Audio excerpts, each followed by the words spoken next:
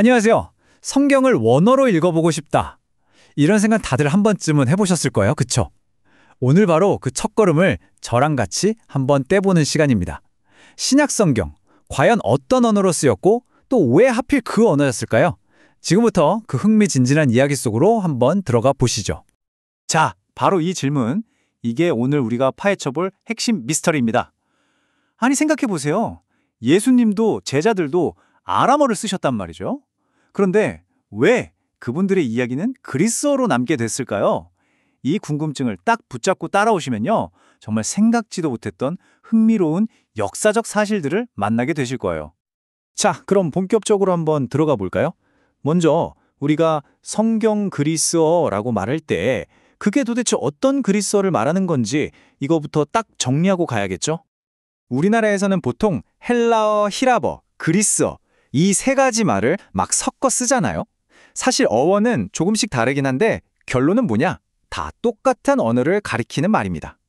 이 중에서 그리스어가 가장 보편적인 표현이니까 우리도 앞으로는 그리스어라고 통일해서 부르기로 해요. 편하게.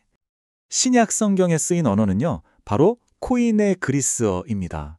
코이네, 이 코이네라는 말 뜻이 공통의, 일상적인 이런 뜻이거든요. 이게 진짜 중요한 단서예요. 꼭 기억해 두세요.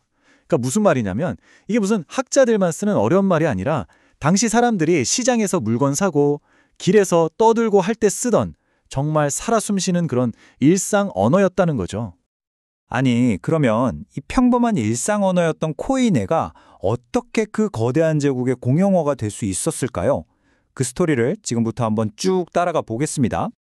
자, 흐름을 한번 보세요. 모든 곳의 시작은 아테네의 말, 그러니까 아테네 방언이었어요.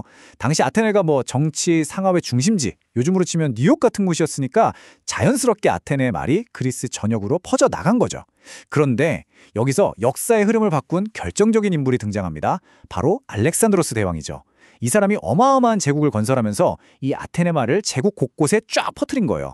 그러면서 기존의 여러 언어랑 자연스럽게 섞이고 좀 더 쉬워지고 보편적인 형태로 다듬어지면서 마침내 국제 공용어인 코인의 그리스어가 탄생하게 된 겁니다. 자, 이제 역사적인 배경은 어느 정도 이해가 되셨죠? 그럼 다시 원래의 질문, 우리를 가장 궁금해했던 그 질문으로 돌아와 봅시다. 도대체 왜 아람어로 하신 예수님의 말씀이 그리스어로 기록된 걸까요? 아마 많은 분들이 여기서 고개를 갸우뚱하실 거예요. 로마 제국이면 당연히 라틴어가 공식 언어 아니야? 이렇게요. 네, 맞는 말인데 당시의 실제 언어 사용 지도는 우리가 생각하는 것보다 훨씬 더 복잡했습니다. 당시 언어 상황을 이렇게 생각하시면 쉬워요. 라틴어는 뭐랄까, 법원이나 군대에서 쓰는 딱딱한 공문서용 언어 같은 거였어요. 반면에 그리스어는 문화, 교육, 비즈니스, 그러니까 사람들끼리 실제로 소통하는 국제 공용어였던 거죠. 오늘날의 영어 같은 위상이라고 할까요? 심지어 당시 로마에 잘 나가는 귀족들조차 자식들 교육은 그리스어가 본고장인 아테네로 유학을 보낼 정도였으니까요. 그리스 문화의 힘이 정말 대단했죠. 자, 그렇다면 어떤 메시지를 가장 널리, 가장 효과적으로 퍼뜨리려면 무슨 언어를 써야 했을까요? 답은 명확하죠? 바로 그리스어였습니다. 그래서 자연스럽게 이런 과정을 거치게 된 겁니다. 처음에는 예수님의 가르침이 아람어로 입에서 입으로 전해졌겠죠. 지역적으로요. 그러다가 바오로나 루카처럼 그리스어가 아주 유창했던, 말하자면 이중언어 능력자였던 제자들이 나타난 거예요. 이분들이 생각한 거죠. 아, 이 위대한 가르침을 우리끼리만 알 게 아니라 제국 전체에 알려야겠다. 그래서 당시에 국제 공용어, 즉 코인의 그리스어로 이 가르침을 옮겨 적기 시작한 겁니다. 이게 바로 우리가 아는 신약 성경의 시작이었던 셈이죠. 자, 이제 오늘의 이야기에서 어쩌면 가장 중요하고 또 가장 흥미로운 부분으로 넘어가 보겠습니다. 그냥 평범한 공통 언어였던 코인의 그리스어가 초기 기독교인들을 만나면서 어떻게 완전히 새롭고 특별한 언어로 다시 태어나게 됐는지 그 비밀을 파헤쳐보죠. 맞습니다. 신약 성경을 쓴 사람들은 대부분 유대인이었잖아요. 그래서 이분들은 언어, 즉 그릇은 그리스어를 썼지만 그 안에 담은 생각과 사상, 즉 내용물은 자신들에게 익숙한 히브리적인 것이었던 거죠. 그릇은 그리스건데 내용물은 히브리적인. 이 둘이 만나니까 어떻게 됐을까요? 다른 어떤 그리스 문헌에서도 찾아볼 수 없는 아주 독특하고 특별한 맛, 특별한 색깔을 가진 언어가 탄생한 겁니다. 바로 이 지점에서 초기 기독교인들의 정말 놀랍고도 대담한 성택이 드러납니다. 여기 있는 이 단어들을 한번 보세요. 파루시아, 퀴리오스, 에우앙겔리온. 이게 원래는 전부 로마 황제에게만 쓰던 황제의 절대 권력을 상징하는 아주 정치적인 단어들이었어요. 그런데 초기 기독교인들이 이 단어들을 과감하게 가져다가 완전히 새로운 의미를 입혀버린 겁니다. 황제 행차를 뜻하던 파루시아는 예수님의 다시 오심, 즉 재림을 뜻하는 말이 됐고요.